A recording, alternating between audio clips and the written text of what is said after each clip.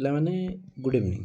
Okay ପିଲାମାନେ ଦେଖ ଏଇଟା ତ ଆପଣମାନେ ସମସ୍ତେ ସବୁ ଗ୍ରୁପ୍ରେ ସବୁ ୟୁଟ୍ୟୁବ୍ ଚ୍ୟାନେଲ୍ରେ ପାଇସାରିବେନି, ବାକି ମୁଁ ଏବେ ବି ଜଣାଉଛି। ଲେଟର୍ଟା ଆସିଛି 8/8/2025ରେ ଲେଟର୍ ହେଇଛି, କିନ୍ତୁ ତା ଏବେ ଆଜି ବାହାରିଛି, କିନ୍ତୁ 8/8 ଲେଟର୍ ପଡ଼ିଛି ଡେଟ୍। ଏଇଟା କିଛି ନର୍ମାଲ୍ ଜିନିଷ କିଛି ନାହିଁ।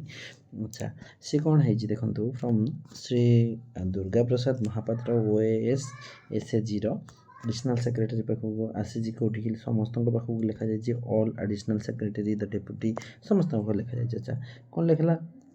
ଏ ଯେଉଁ ମିଟିଂ ହେଲା SME ଡିପାର୍ଟମେଣ୍ଟ ଅଣ୍ଡରରେ ଯେଉଁ ମିଟିଂ ହେଲା 4ଟା ବେଳେ ଯେଉଁ ମିଟିଂଟା ହେଇଛି, ସେ ମିଟିଂରେ କ'ଣ ସବୁ ଆଲୋଚନା ହେଲା ଆପଣମାନେ ଆସନ୍ତୁ ଦେଖିବା।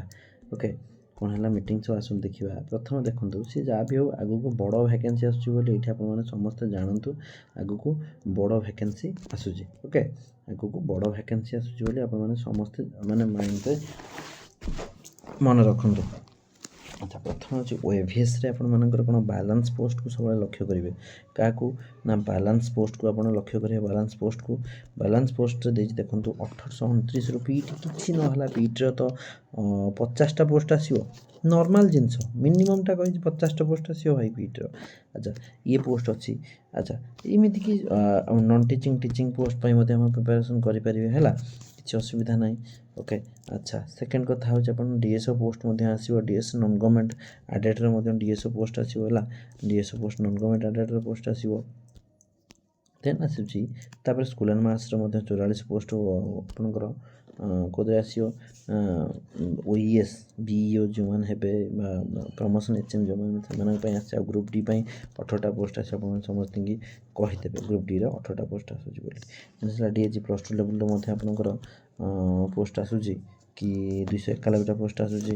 ଦେନ୍ ଆସିଲା ଡିରେକ୍ଟ SCRTର ଦେଖନ୍ତୁ ପୋଷ୍ଟ ଆସୁଛି। SCRTର ପୋଷ୍ଟ ମଧ୍ୟ ଆସିଲାଣି 210ଟା, ହେଲା। SCSର 210ଟା, DEO ବା OSEPAରେ ମଧ୍ୟ 600। ଏଇ ଯେଉଁ ଆପଣଙ୍କର ଏଇ ଯେଉଁ JTSଟା ଆପଣଙ୍କର କୋର୍ଟରୁ ରିଭ୍ୟୁ ପିଟିସନ୍ ହେଲା ପରେ କୋର୍ଟରେ ତା 6,669 ପୋଷ୍ଟ ମଧ୍ୟ ଏଥିରେ ଆସିବ। ଆଚ୍ଛା, ଦେଖନ୍ତୁ BSc ଓଡ଼ିଶା ତରଫରୁ SSB ତାକେ 13ଟା ପୋଷ୍ଟ ମଧ୍ୟ ଆସୁଛି। ଏ ନେଇକି 14,399 ପୋଷ୍ଟ ଆସୁଛି। ତେଣୁକରି ହାର୍ଡ଼ ପ୍ରିପାରେସନ୍ କରନ୍ତୁ, ନିଶ୍ଚିତ ଭାବରେ ଭଲ ଗୋଟେ ବେଷ୍ଟ ଜବ୍ରେ ପହଞ୍ଚି ପାରିବେ। ଥ୍ୟାଙ୍କ ୟୁ, ନମସ୍କାର, ଜୟ ଜଗନ୍ନାଥ।